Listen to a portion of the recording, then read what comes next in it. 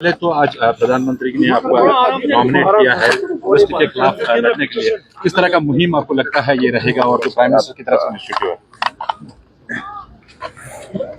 हम सबको कोशिश रहनी चाहिए कि हम सेहतमंद रहें और ये आमतौर पे माना जाता है कि मोटापा, ओबेसिटी, ये एक इसको बीमारी ही समझ लीजिए, ये फैल रही है।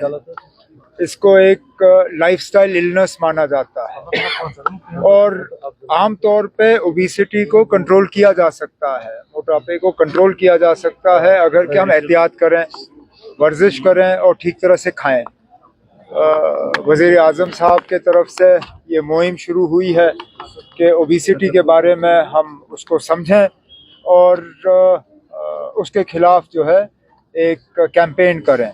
उसमें वज़ीर आज़म साहब ने एक ट्वीट के ज़रिए मुझे भी उसमें शामिल किया और मैंने भी थोड़ी बहुत उसमें पहल की और 10 और लोगों को शामिल किया। उम्मीद की जाती है कि इसी तरह जोड़ के और आप लोग इस चीज़ को और ज़्यादा फैलाएं तो अच्छा होगा। जितना ज़्यादा हम अपने सेहत का ख्याल रखें उतना ही हम अपने काम को ठीक तरह से अंजाम दे पाएंगे, हमारे बच्चे ठीक तरह से पढ़ाई कर पाएंगे, हमारे अस्पतालों पे दबाव कम होगा और हमारी लाइफ एक्सपेक्टेंसी जो है वो बढ़ जाएगी। उमर साहब, चूंकि गुलमर्ग में आपने मना कर दिया कि बजट पर बात नहीं करेंगे, लेकिन ये यूपी का पहला बजट होगा, क्या ये किसी हद तक डिफरेंट होगा? साहब, मैं फिर वही जवाब दूंगा जो मैंने गुलमर्ग में दिया। बजट के हवाले से कोई भी बात करना एक बहुत बड़ी गलती होगी। बजट हुकूमत का है और हुकूमत का फ़र्ज बनता है कि बजट सबसे पहले असेंबली में पेश हो और इसलिए बजट के हवाले से मैं कोई बात नहीं करूंगा। जो भी बजट में हमें डालना होगा या नहीं डालना होगा ये 7 तारीख को असेंबली के सामने पेश हो। उमर साहब, मैं कुछ नहीं कहूँगा। उमर साहब, क्योंकि किसानों की फंक्शन आज यहाँ पे है और यहाँ पे जो मौसमी हालात इस साल बने हुए हैं, किसानों को काफी खदशा है कि शायद एक ड्राउट जैसी सिचुएशन यहाँ बन सकती है। वो अब मैं उनके खदशात को समझ सकता हूँ। 80% से कम सर्दियों के महीनों में बारिश या बर्फबारी हुई है और ऐसे इलाके हैं जम्मू कश्मीर में जो कि 70-80% बारिश पे जो है एग्रीकल्चर का काम हम करते हैं।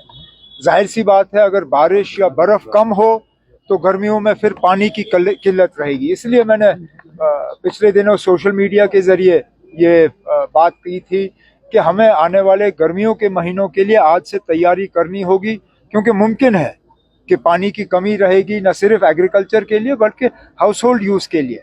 और कहीं ना कहीं हमें अपने जो पानी इस्तेमाल करने के तरीके हैं उनमें भी बदलाव लाना होगा। हुकूमत के तरफ से हमें इक़दामात उठाने होंगे कि रेन वाटर हार्वेस्टिंग हो, बर्फ़ को जहाँ तक बचाने की काम हम कर सकें वो करना होगा। लेकिन जहाँ तक किसानों के लिए इरिगेशन का इंतज़ाम करना होगा, उसमें एग्रीकल्चर डिपार्टमेंट और जल शक्ति डिपार्टमेंट दोनों के साथ बैठ के जो भी हम कर सकेंगे हम कर लेंगे। सपोर्ट मिल रहा है मैनिफेस्टो को फुलफिल करने में, प्राइम मिनिस्टर की तरफ से किस तरह का सपोर्ट या गवर्नमेंट ऑफ इंडिया में? क्योंकि लोग कह रहे हैं, हम नहीं कह रहे कि अभी तक जो नेशनल कांग्रेस का जो भरपूर एतमाद हुआ है लोगों ने जो इलेक्शन में ग्राउंड लेवल पर कुछ जो मैनिफेस्टो में बातें किए गए थे वो शायद विजिबल अभी दिखते नहीं। कोई बात नहीं ना, मैनिफेस्टो 5 दिन या 5 हफ्ते के लिए नहीं था, 5 साल के लिए था। अभी हमारा पहला बजट भी पेश नहीं हुआ है, आप इंतजार करिए ना। हम जानते हैं हमने लोगों के साथ क्या वादे किए हैं और उनको किस तरह पूरा करना है, और हमने पहले दिन से कहा है जो चीज़ें हम यूटी के जरिए कर सकते हैं हम कर लेंगे। अब मैं स्टेटहुड के लिए इतनी लड़ाई क्यों लड़ रहा हूँ, मैं बार बार स्टेटहुड पे जोर क्यों दे रहा हूँ? क्योंकि मैं जानता हूँ कि कई सारी ऐसी चीज़ें हैं जिनको लेके लोग परेशान हैं, लेकिन उस परेशानी का हल एक यूटी में नहीं हो सकता।